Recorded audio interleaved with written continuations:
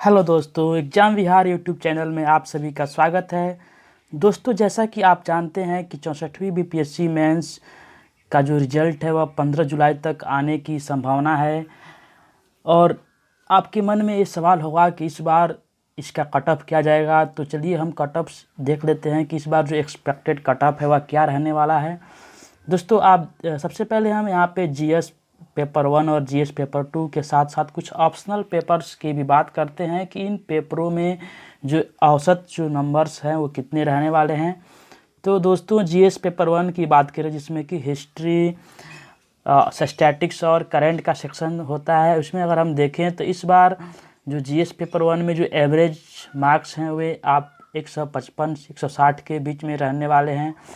दोस्तों, क्योंकि GS paper 1 का पेपर इस बार अच्छा नहीं गया है, अगर हम 90% परीक्षार्थियों की बात करें तो उनका जो स्टैटिक्स सेक्शन है वह अच्छा नहीं गया है, वे प्रश्न को सही से हल नहीं कर पाए हैं। इसके अलावा अगर हिस्ट्री सेक्शन की बात करें तो उसमें भी परंपरागत प्रश्न न होकर इस बार जो प्रश्न थे वे ट्विस्टेड थे, और करंट सेक्शन भी कुछ खास आसान नहीं था। इसलिए जीएस पेपर 1 की मार्किंग इस बार थोड़ी सी कम जाने की उम्मीद है।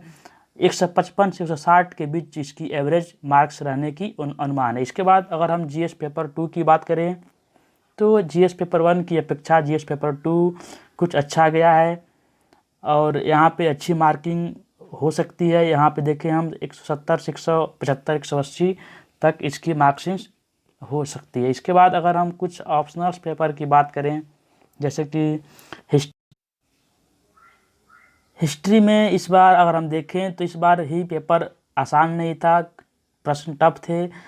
तो इस प्रकार यहाँ पे 160 से 165 मार्क्स इस बार हिस्ट्री ऑप्शनल में रहने की उम्मीद है। लेकिन अगर जो यूपीएससी की तैयारी करने वाले अभ्यर्थी थे उन्हें 180 190 तक भी नंबर आ सकते हैं, ऐसा नहीं है। लेकिन जो सामान्य जो औसत जो विद्यार्थी हैं जो सिर्फ बीपीएससी की ही तैयारी करते हैं उनके 160 165 तक उनके नंबर मिल सकते हैं। इसके बाद ज्योग्राफी की बात करें तो ज्योग्राफी भी इस बार आसान नहीं था। यहाँ पे ज्योग्राफी में 150 से 160 तक नंबर प्राप्त हो सकते हैं। इसके बाद अगर एलएसडब्ल्यू ऑप्शनल की बात करें तो यहाँ पे एलएसडब्ल्यू एक अच्छा स्कोरिंग विषय माना जाता है, और इस बार लेकिन इसमें प्रश्नों की संख्या कुछ ज़्यादा था, इसलिए यहाँ पे 170 से 175 नंबर इसमें मार्किंग हो सकती है। ये अच्छा प्रश्न यहाँ पे अच्छा मार्किंग हो सकता है। इसके बाद हिंदी की भी बात करें तो हिंदी में हमेशा से अच्छी मार्किंग होती रही है, और हिंदी अपनी मातृभाषा है और इसमें किसी भी चीज़ों को लिखने की और उसको समझाने की अपनी सुविधा होती है। इसलिए यहाँ पे 170 से 180 नंबर यहाँ पे हिंदी में मिल जाते हैं। इसके बाद सोशियोलॉजी की बात करें तो सोशियोलॉजी में 165 से 170 मार्क्स रहने की उम्मीद है। तो ये कुछ ऑप्शनल पेपर थे। ऑप्शनल पेपर और जीएस पेपर 1 जीएस पेपर 2 में किस प्रकार के औसत मार्किंग होगी और कितने मार्क्स औसतन मिल सकते हैं ये आपने देखा। इसके बाद चलिए हम लोग फाइनली कट ऑफ की बात करते हैं। सबसे पहले हम जनरल कैटेगरी की बात करें तो यहाँ पे हम तुलना अगर करते हैं कि 60 से 62वीं में जो जनरल का कट ऑफ था वह 501 था।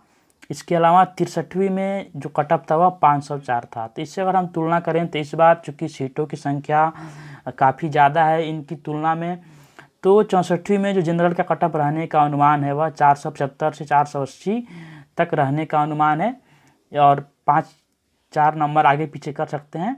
तो निश्चित रूप से 60 से 62वीं या 63वीं की तुलना में 64वीं का कट ऑफ कम जाएगा। उसका कारण है कि सीटों की संख्या इस बार ज़्यादा है।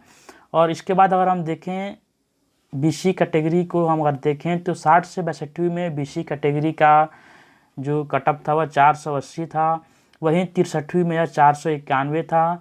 लेकिन इस बार कुछ कट ऑफ कम जाएगा, और 64वीं में अगर हम देखें बीसी कैटेगरी का जो कट ऑफ है वह 465 से 470 तक रहने का अनुमान है। और दोस्तों, अगर हम ईबीसी कैटेगरी में यहाँ पे देखें तो हमने देखा कि 60 से 62वीं में जो ईबीसी यानी कि अत्यंत पिछड़ा वर्ग का जो कट ऑफ रहा वह 465 रहा। वहीं 63वीं में मात्र 1 नंबर कट ऑफ ज़्यादा था यानी कि 466 कट ऑफ था। और 64वीं में अगर हम कट ऑफ का अनुमान लगाए तो यहाँ पे सीटों की संख्या अधिक होने के कारण कट ऑफ कुछ कम जाएगा। तो यहाँ पे ज़्यादा अंतर नहीं है, यहाँ पे 455 450 के आसपास ईबीसी कैटेगरी का कटअप रहने का अनुमान है। तो फ्रेंड्स, इस प्रकार हमने 3 कैटेगरी को देखा। अगर आपका नंबर इन के आसपास अगर आ रहा है तो समझिए आपका रिजल्ट 15 तारीख को निश्चित रूप से होगा। तो दोस्तों, यहाँ पे अगर हम देखें तो इस बार 64वीं में जो कुल सीटों की संख्या 1465 है और लगभग 3800 से 4000 के बीच छात्रों का रिजल्ट आएगा। उनको इंटरव्यू कॉल के लिए बुलाया जाएगा। तो इसलिए इस बार कटअप निश्चित रूप से कम रहेगा। लेकिन दोस्तों, अगर आपका कटअप या आपका रिजल्ट अगर आता है तो बहुत बहुत बधाइयाँ आपको, हमारी आपके शुभकामनाएं आपके साथ हैं। लेकिन अगर आप अपने रिजल्ट से असंतुष्ट हैं या किसी मार्किंग को लेकर असंतुष्ट हैं तो आप आरटीआई का इस्तेमाल ज़रूर कीजिएगा रिजल्ट के बाद, क्योंकि हम आयोग पर भरोसा नहीं कर सकते हैं। हमने पिछले दिनों देखा कैसे आयोग के द्वारा काफ़ी कुछ इधर उधर किया गया था, आरटीआई से खुलासा भी हुआ है। तो अगर आप अपने रिजल्ट से असंतुष्ट हैं, आपका रिजल्ट होता है या फिर नहीं होता है, किसी विषय में आपकी मार्किंग्स आपको अनुमान से कम लग रहा है, तो आप आरटीआई का इस्तेमाल ज़रूर करेंगे। तो दोस्तों, इस प्रकार हमारी शुभकामनाएं आपके साथ है और इंतज़ार है रिजल्ट का, और उम्मीद रखें आपका रिजल्ट अवश्य होगा अगर आपने मेहनत किया है। और अगर रिजल्ट नहीं भी होता है तो निराश नहीं होना है, क्योंकि अगली तैयारी में लग जाना है। 66वीं का विज्ञापन बहुत ही जल्द आने वाला है। तो चलिए दोस्तों, आपसे विदा लेते हैं और धन्यवाद।